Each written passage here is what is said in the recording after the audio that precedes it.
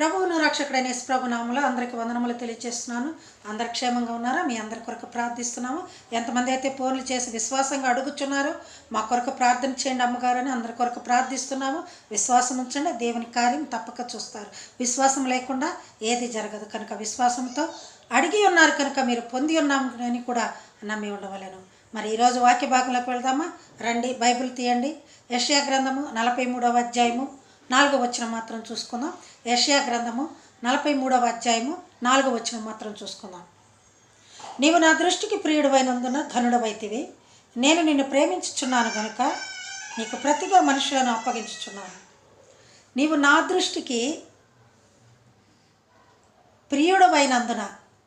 యెషయా గ్రంథకర్త ఎన్నో ప్రవచనాలు పలికి ఉన్నారు. ప్రవచనాలు నెరవేర్పు కొరకు ఇవన్నీ కూడా జరిగాను. అలాగే నీవు నా దృష్టికి ప్రియుడవైనందున ఘనుడవైతివి అని చెప్పుచున్నారు ప్రభువారు. నీవు నా దృష్టికి ప్రియుడవైనందున. ప్రియుడవు అంటే నాకు ఇష్టమైన వాడవు. నా దృష్టిలో నువ్వు చాలా ఇష్టమైన మనిషివి. ఎలాగనగా నాకు ఇష్టమైన పనులు చేస్తున్నావు, నాకు ఇష్టమైన విధంగా జీవిస్తున్నావు. అందుకే నేను నిన్ను ప్రేమించుచున్నాను. నేను నిన్ను ప్రేమిస్తున్నాను. నీ కొరకు ఏదైనా చేయడానికి నేను సిద్ధపడి ఉన్నాను. నిన్ను పోషించాలి, రక్షించాలి, కాపాడాలి, నీకు కావలసిన అవసరతలన్నీ తీర్చాలి. ప్రేమించుచున్నాను అన్నప్పుడు ఆ ప్రేమలో ఎన్నో అర్థాలు ఉంటాయి. నీవు నా దృష్టికి ప్రియుడవైనందున. ప్రియుడవు అంటే ఆయన నిన్ను ప్రేమిస్తున్నారు కనుక నీవు ప్రియుడవి, నాకు ప్రియుడవు అని చెప్తున్నారు. కనుక మనల్ని ఆయన ప్రేమించాలంటే మనం ఎలా ఉండాలి, ఆయన దృష్టిలో మనం ఎలా ఉండాలి, ఆయనకి ఎంత ఇష్టమైన మెట్లుగా జీవించాలి. మనం ఎప్పుడు కూడా మాకు అవి జరగలేదు, ఇవి జరగలేదు, నన్ను దేవుడు మర్చిపోయాడు, ఆయనకి నేను ఇష్టం లేదు, ఆయన నన్ను ప్రేమించట్లేదు అని నీవు అనుకుంటున్నావేమో. లేదు, ఈ యెషయా గ్రంథంలో చెప్తున్నాడు, నీవు నా దృష్టికి ప్రియుడవైనందున. ప్రియుడవైతేనే నువ్వు ఘనుడవుతావు. ఆయన దృష్టికి ముందుగా నువ్వు ప్రియుడవు కావాలి. ప్రియుడవు కావాలంటే ప్రియుడు ఎలా ఉండాలి, ప్రియురాలు ఎలా ఉండాలి, దేవుని స్తుతించే బిడ్డగా ప్రియురాలు ఉండాలి, దేవుడు ఆశీర్వదించే విధంగా ఆ ప్రియుడుగా ఉండాలి. దేవుని యొక్క క్రియలు ఆశ్చర్య కార్యంలో చాలా బాగుంటాయి. యెషయా గ్రంథకర్త చెప్తున్న మాటలు, నీవు నా దృష్టికి ప్రియుడవైనందున ఘనుడవైతివి, నేను నిన్ను ప్రేమించుచున్నాను కనుక. చెప్పాను కదా ప్రియులారా, నేను నిన్ను ప్రేమించుచున్నాను కనుక నీకు ప్రతిగా మనుషులను అప్పగించుచున్నాను, నీ ప్రాణములకు ప్రతిగా జనములను అప్పగించుచున్నాను. నీ ప్రాణములకు ప్రతిగా జనములను అప్పగించున్నాను. నిజమే ప్రియులారా, ఆనాడు మరి యెషయా గ్రంథకర్త చెప్పిన విధముగా మరి తన బిడ్డను, తన ప్రియ కుమారుని మనకిచ్చి యెహోవా దేవుడు మనకి బదులుగా ఆ బిడ్డ ప్రాణం ఇస్తాడని చెప్పి ఉన్నాడు. అదే విధముగా జరిగి ఉన్నది కూడా. మరి మనం ఎంతవరకు విశ్వసిస్తున్నాం, ఎంతవరకు నమ్ముతున్నాం? ప్రభు మన కొరకు ప్రాణం ఇచ్చాడు, నీ కొరకు ప్రాణం ఇచ్చాడు, నా కొరకు ప్రాణం ఇచ్చాడు.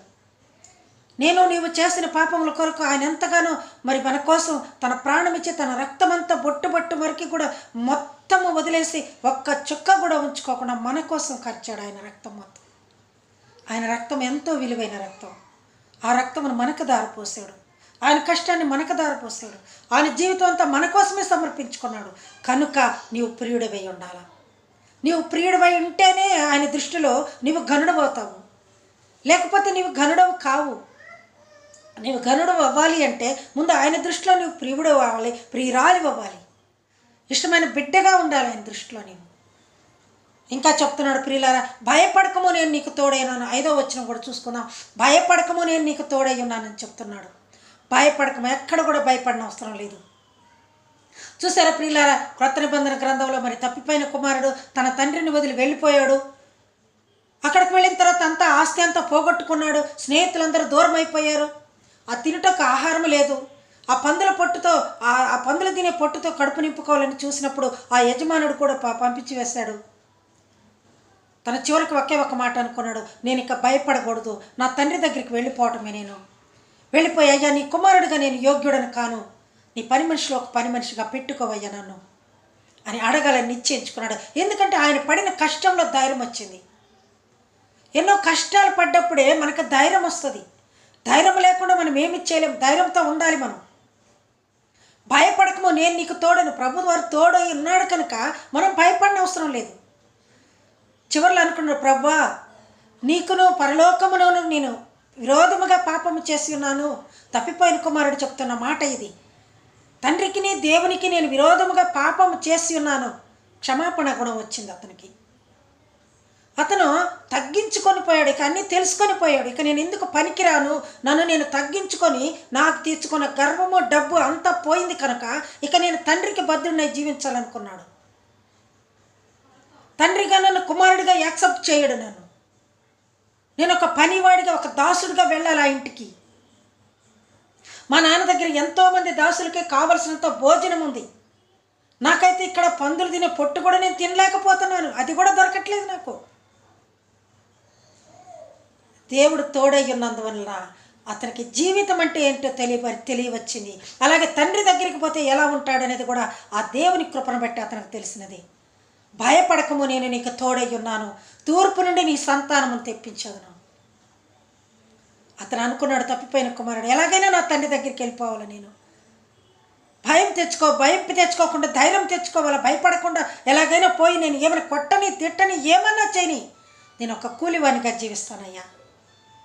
ఇప్పుడు తండ్రి ఎదురు చూస్తూ ఉన్నాడు, బిడ్డ కన్నా ఎక్కువగా తండ్రి అక్కడ కూర్చొని ఆ బిడ్డ కోసం ఎదురు చూస్తూ ఉన్నాడు. ప్రియులారా, ఎవరైనా మీరు కూడా తెలియక అపరాధములు చేసి ఉంటే మనం క్షమించమని అడిగేదానికి వెనుకడుగు వేయవద్దు. ఎందుకంటే దేవుడు మనకు తోడై ఉన్నాడు కనుక ఆ దేవుని కృపను బట్టి మనం తండ్రిని క్షమించమని అడిగేదానికి మనం ధైర్యంగా ముందుకెళ్ళాలి.